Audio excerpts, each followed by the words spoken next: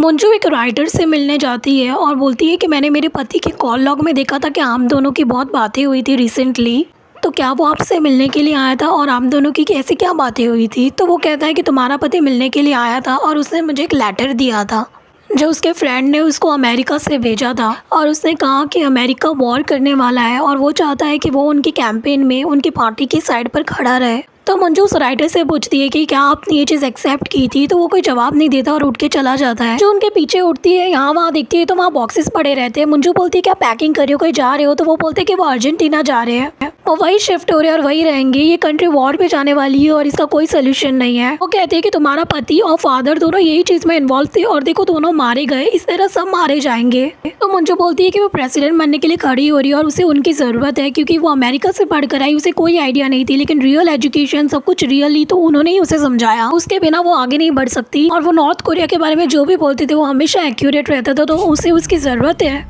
वो एक फाइल निकालती है और वो राइटर को पेपर्स देती है। दूसरे सीन में हमें बताते हैं कि मंजू के बारे में हर ही न्यूज़ चैनल बताता रहता है कि मंजू बहुत ही ब्रेव है और बहुत ही हिम्मत वाली है कि अपने पति के कातिल के आगे खड़ी थी जब वो गन लेकर उसके पति मारने के लिए आया।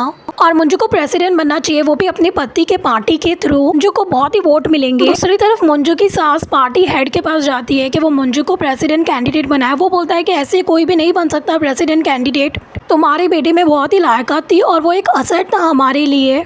तो मंजू की सास बोलती है कि तुम्हें पता है जब मेरा पति मर गया तो वो मेरे लिए एक वार्डरोब छोड़कर गया था, जो वार्डरोब में बहुत सारे ड्रॉवर थे और वो ड्रॉवर में अलग अलग लोगों के नाम थे, उनमें से एक ड्रॉवर के ऊपर तुम्हारा भी नाम था।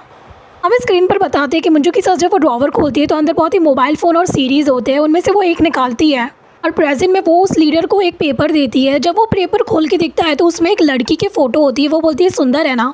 ये देखकर वो डर जाता है और बोलता है कि 20 साल पहले की है, उससे गलती हो गई तो क्या हो गया, सबके नाजायज़ बच्चे होते हैं, लेकिन वो बहुत ही डर जाता है। सीन वहीं पर कट हो जाता है।